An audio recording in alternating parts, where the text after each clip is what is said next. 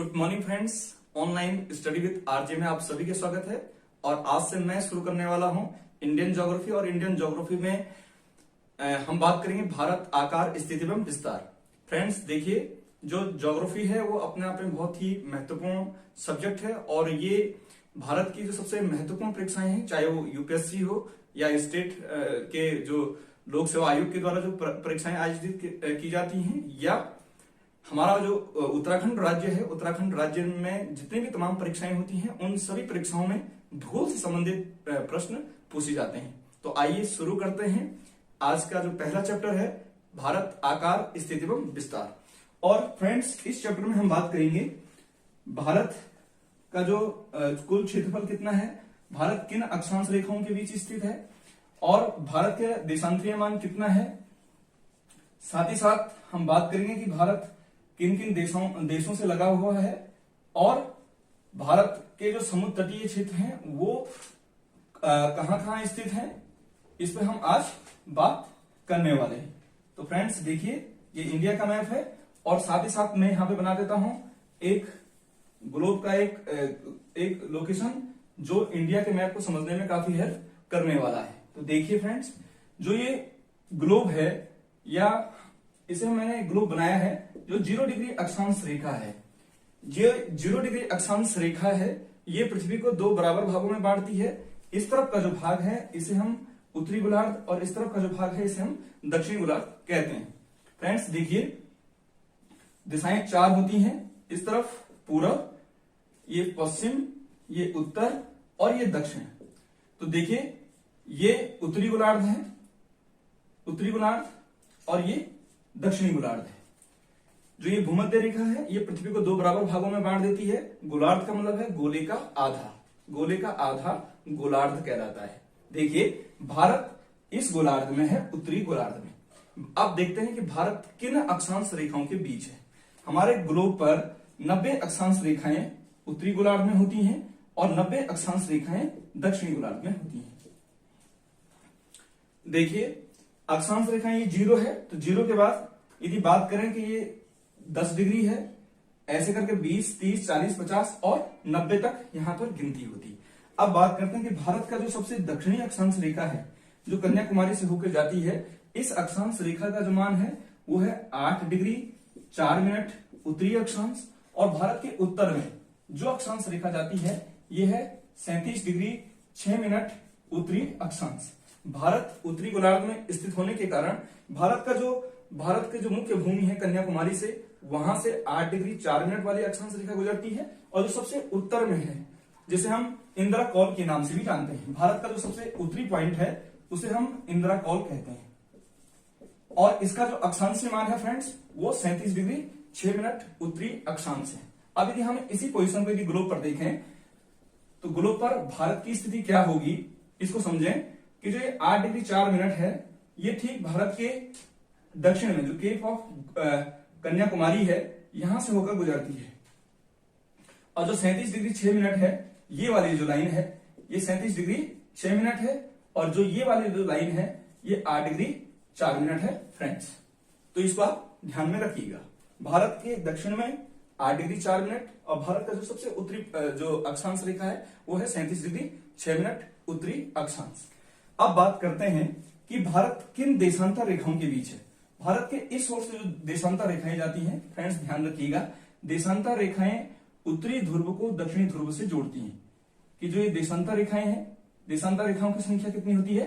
360। कितनी होती है?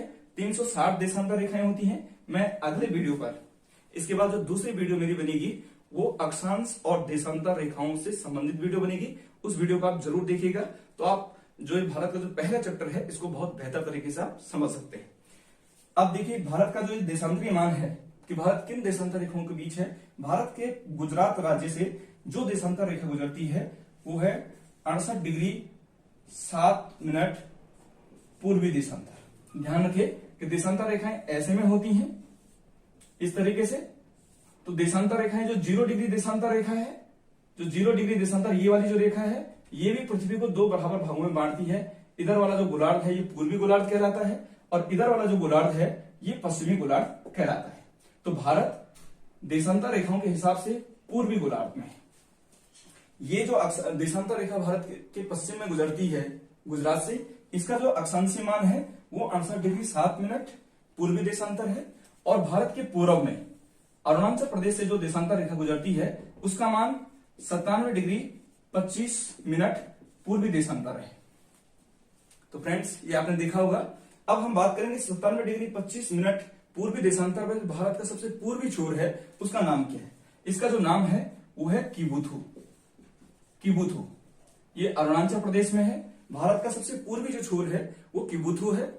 भारत का जो सबसे उत्तरी छोर है, जो भारत के सबसे उत्तर में जो अक्षांश है वो इंद्राकोल है, जिसका मान हमने 37 डिग्री 6 मिनट बताया।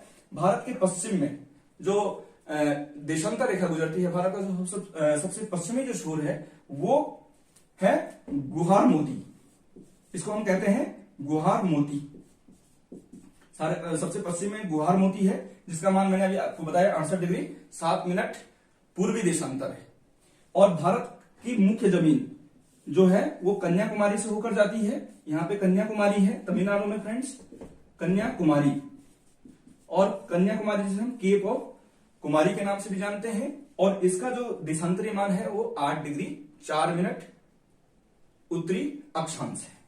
अब फ्रेंड्स आप देखिए भारत का जो क्षेत्रफल है, भारत का जो टोटल क्षेत्रफल है वो है 32,87,263 वर्ग किलोमीटर।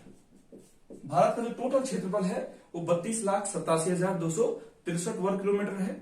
भारत दुनिया का 7वां बड़ा देश है। भारत दुनिया का क्षेत्रफल के आधार पर, आकार के आधार पर 7वां बड़ा देश है। भारत का क्षेत्रफल पूरे विश्व के क्षेत्रफल का 2.4% है। जो विश्व का टोटल क्षेत्रफल है उसमें जो भारत का हिस्सा है वो 2.4% है। भारत विश्व का 7वां बड़ा देश है। भारत का जो कुल क्षेत्रफल है वो 32,87,263 वर्ग किलोमीटर है। अब हम बात करते हैं कि भारत की उत्तर से और दक्षिण तक की जो लंबाई है, इंद्राकोल से लेकर और कन्याकुमारी तक की जो लंबाई है भारत की, वो है 3,214 किलोमीटर। भारत की उत्तर से दक्षिण तक की जो लंबाई है वो 3,214 किलोमीटर है।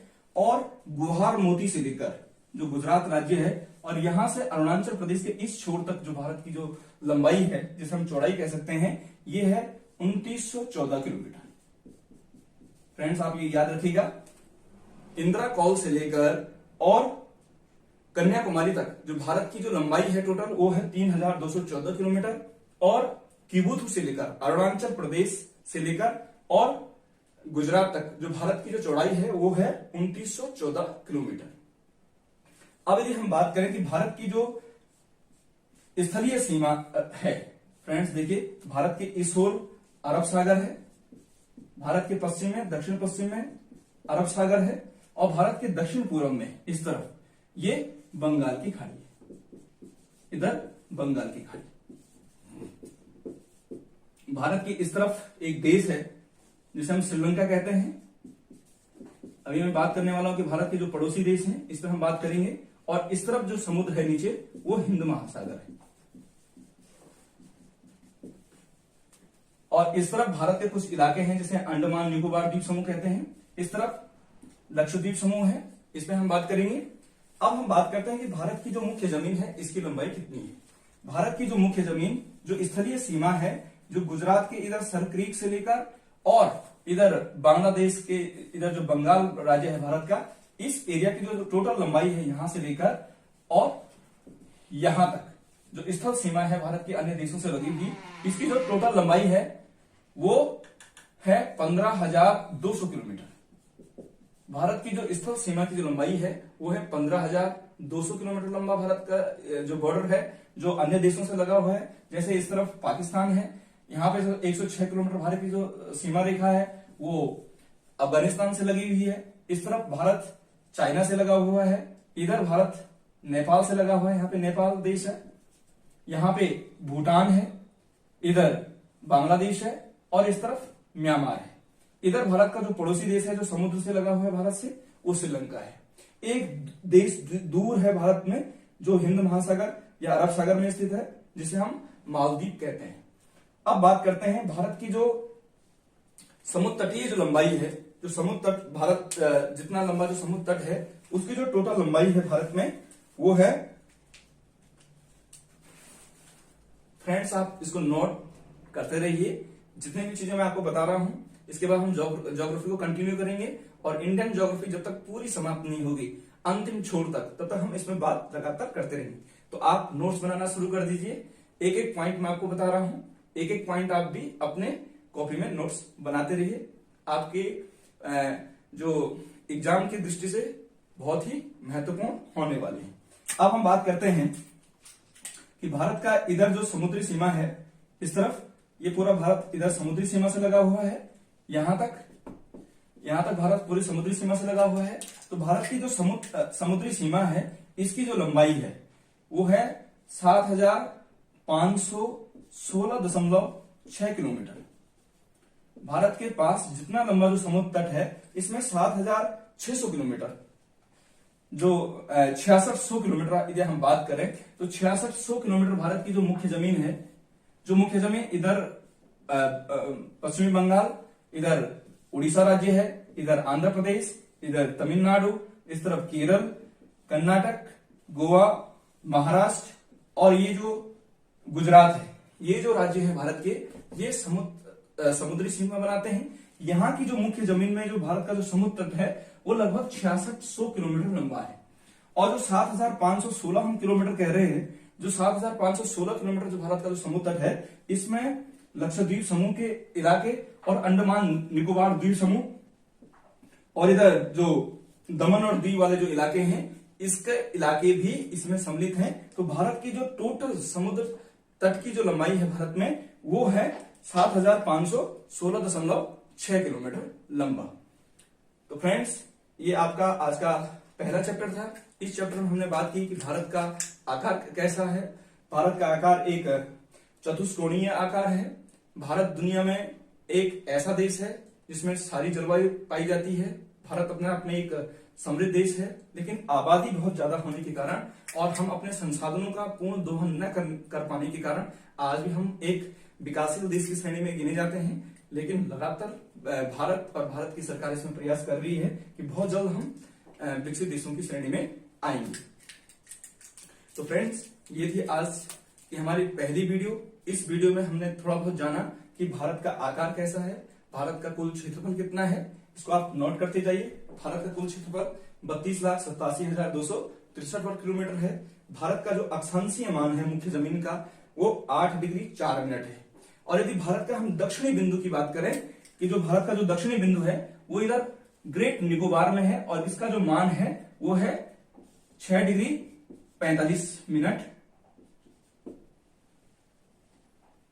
पूर्वी उत्तरी अक्षांश, 6 डिग्री 45 मिनट उत्तरी अक्षांश। ये भारत का जो अंतिम पॉइंट है, जो दक्षिणी छोर है, जिसे हम इंदिराकोल या पिग्मेलियन पॉइंट के नाम से जानते हैं, तो ये ग्रेट निकोबार में है। फ्रेंड्स ये ग्रेट निकोबार में है। तो ये भारत का सबसे दक्षिणी पॉइंट है। भारत का सबसे उत्तरी पॉइंट इंदिराकोल है। भारत का सबसे पूर्वी पॉइंट किबुथु है, जिसका देशांतरीय मान 97 डिग्री 25 मिनट पूर्वी देशांतर है, जो अरुणाचल प्रदेश में स्थित है। भारत का जो पश्चिमी पॉइंट है वो गुहार मोती, जो गुजरात राज्य में है, इसका जो देशांतरीय मान है वो 68 डिग्री 7 मिनट पूर्वी देशांतर है। भारत की मुख्य जमीन का जो दक्षिणी पॉइंट है वो कन्याकुमारी है। भारत की पूरी जो भारत का जो टोटल क्षेत्रफल है वो 32,87,263 वर्ग किलोमीटर है। भारत की उत्तर से लेकर और दक्षिण तक की लंबाई 3,214 किलोमीटर है। भारत की पूर्व से और पश्चिम तक की लंबाई है वो 2,914 किलोमीटर है। भारत की स्थल सीमा की लंबाई 15,200 किलोमीटर है। भारत की जो समुद्र तटीय जो लंबाई है वो 7,516.6 किलोमीटर है। भारत के दक्षिण पश्चिम में अरब सागर है। भारत के दक्षिण पूर्व में बंगाल की खाड़ी है। भारत के दक्षिण में हिंद महासागर है। यदि हम पड़ोसी देशों की बात करें तो भारत के उत्तर पश्चिम में पाकिस्तान और अफगानिस्तान से लगा हुआ है। फ्रेंड्स देखिए, वैसे अफगानिस्तान अब वास्तव में भारत के साथ लगा नहीं है। इस तरफ भारत का जो इलाका है जिसे हम POK कहते हैं, जो पाक अधिकृत कश्मीर है, तो पाक अधिकृत कश्मीर से लगा हुआ इलाका है अफगानिस्तान, जो अब पाक के पास है। इधर अक्साई चीन वाला इलाका है जो चीन के कब्जे में है।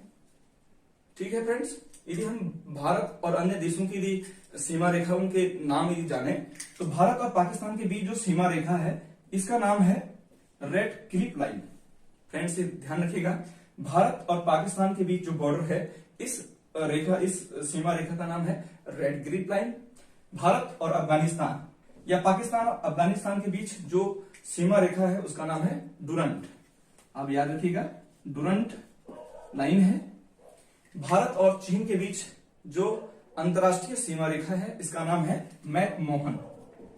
मैकमोहन सीमा रेखा, जो 1913 में तय कर दी गई है, जिसे आज चाइना नहीं मानता है।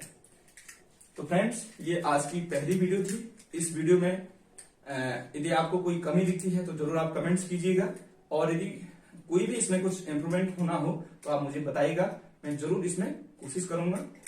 आप यदि मेरे चैनल पर नए हैं तो आप मेरे चैनल को सब्सक्राइब कीजिएगा और शेयर कीजिएगा और लाइक और कमेंट करना ना भूलिएगा।